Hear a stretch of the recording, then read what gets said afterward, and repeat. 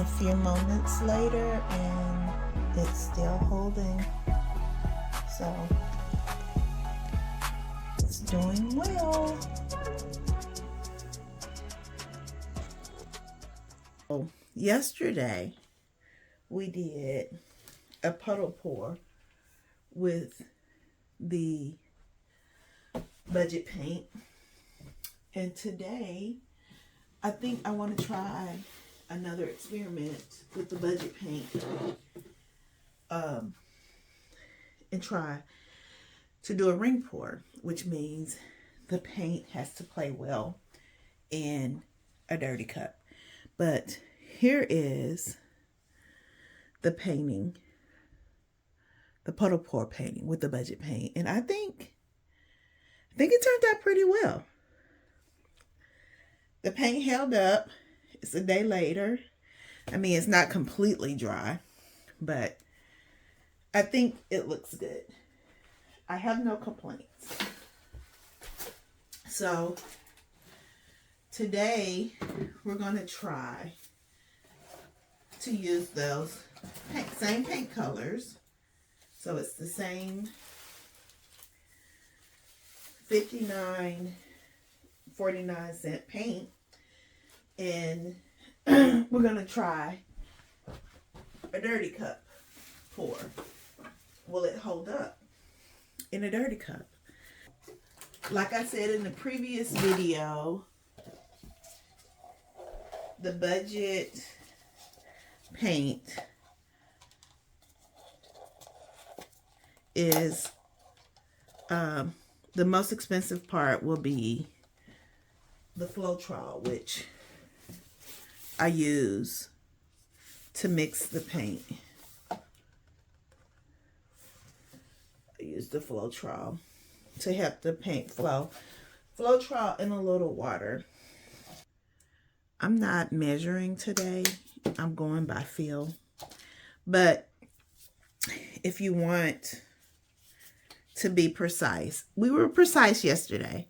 I guess I should have been precise today too, so we could, that would be the valid experiment. But I'm going by feel because that's how I normally paint. But you guys, if you're doing this, I did use measuring cups yesterday, like 2 parts paint. I mean 2 parts Floetrol, 1 part paint. And you're welcome to use that as well. Don't have much brown left, so this might be the last of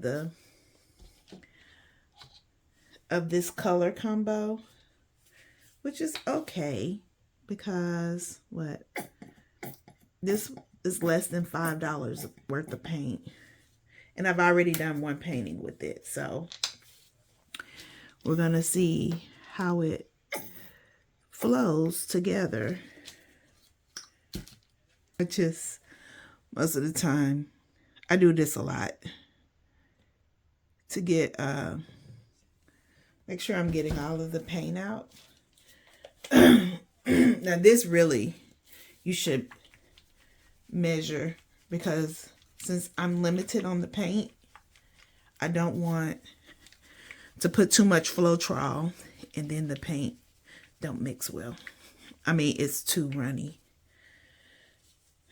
Just stir that until I get the runny consistency that I want. It being too thick, you can add like a splash of water, not too much.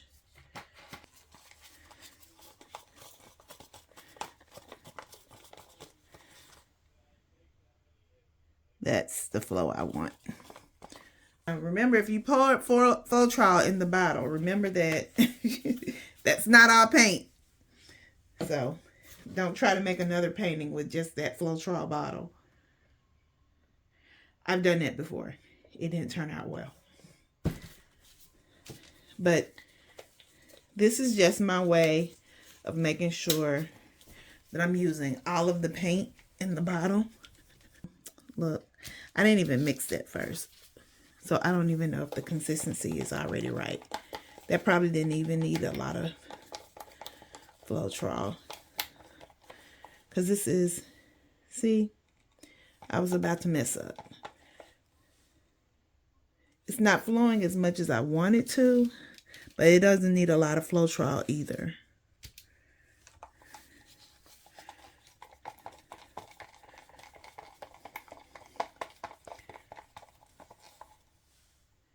See how that's already flowing? So different pigments of the same paint may require different mixed recipes, because that's just how the paint is. Now, we don't have a lot of brown. So this ring pour is going to be heavy on the pinks because we used more brown and orange yesterday in the other painting.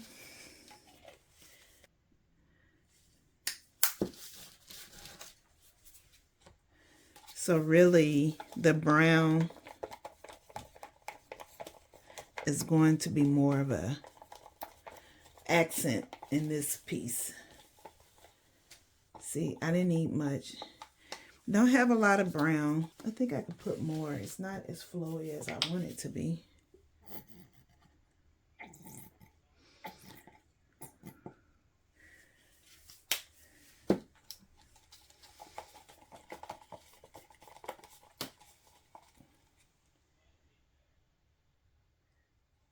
So that's the consistency that I want when it flows. Let's have a little bit more of a flow, but there's not much paint, so I think the brown is okay. Now let's see what the orange is already doing. Yeah, that's gonna need more. We don't even have much orange. Now the thing is, we got basically, we're going to get 2 paintings out of these bottles of these 59 bottles of paint. So that's not really bad.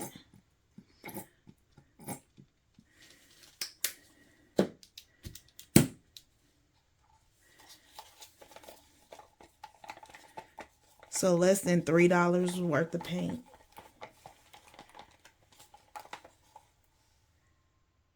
Yeah.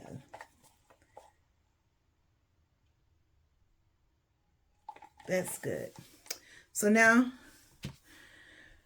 we're going to do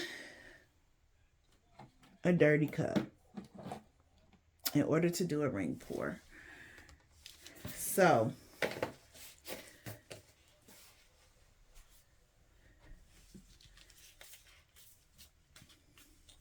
if you have a Sharpie, make sure that you mark your bottles that you poured Floetrol in these bottles and they're not really paint. Because now I can't throw this away because they still have some Floetrol in it. So I just have to mark that that's not paint, it's Floetrol. Okay, so when you do a dirty cup,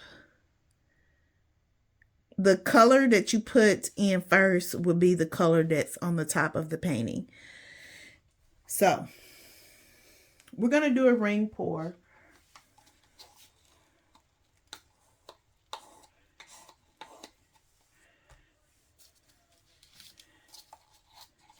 And see how it turns out. How the ring pour turns out.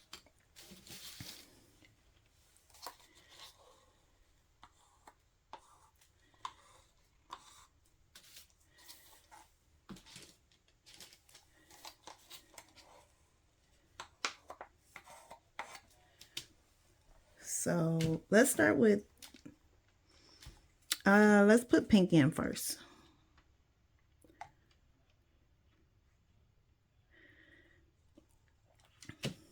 And then we'll go brown.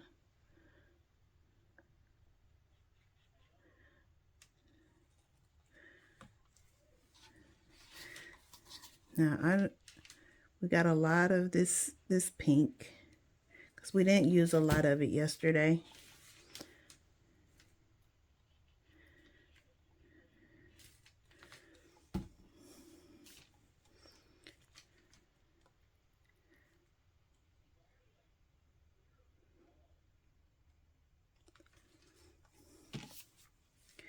This is still an 8x10 canvas, so we won't need a lot of paint to cover the canvas,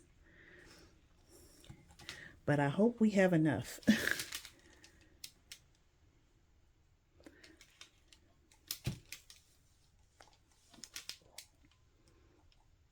I think we'll have enough.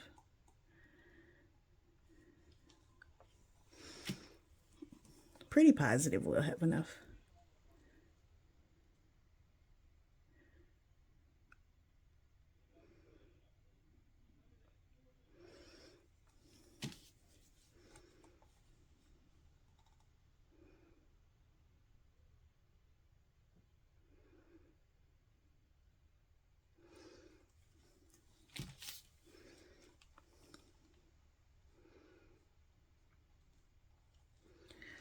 So now we have to scrape what's left in the cups.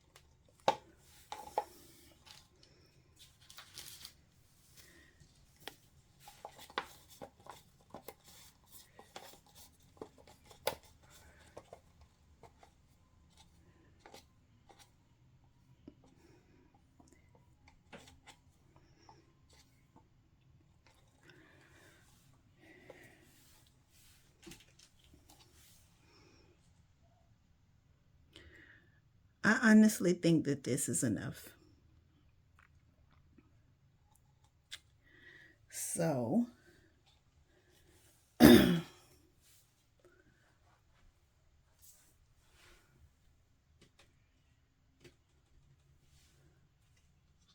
now we pour.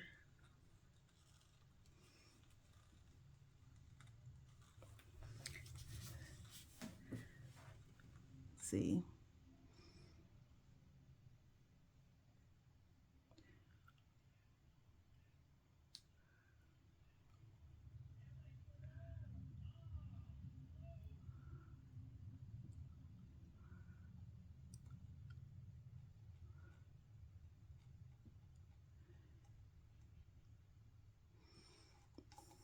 All right. Look at the cup. So let's see what we got. We're going to tilt it.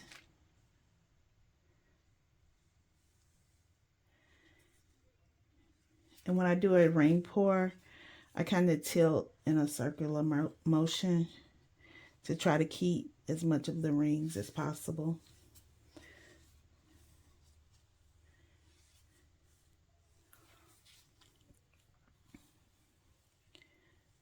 And we're just tilting, and I hope we have enough paint to get it to go.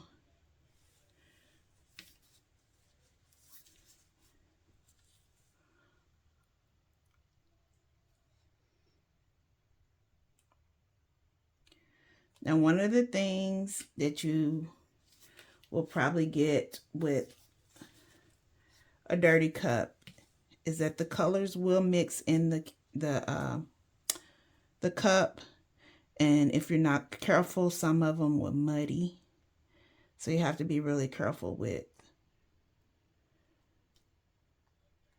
the colors you mix in a dirty cup.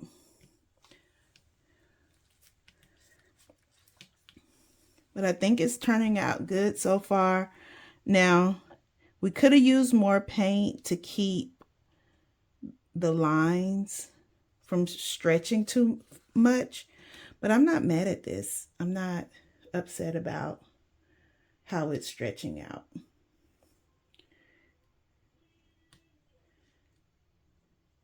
You want to make sure that you get your sides all covered though.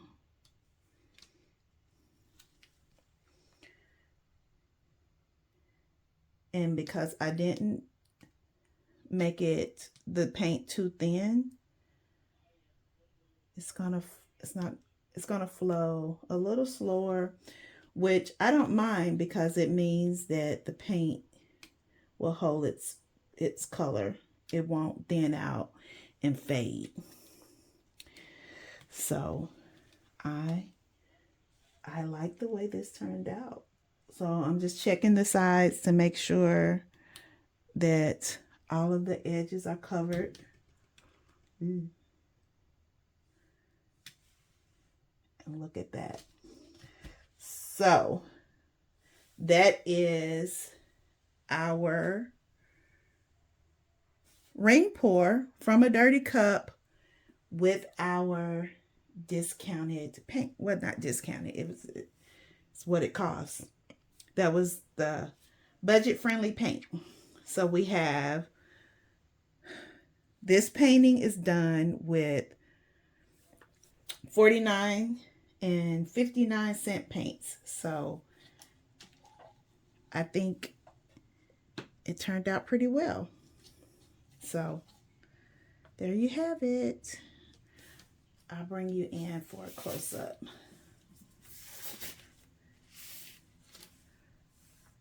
Let's go in for a close-up. So I like this area right here.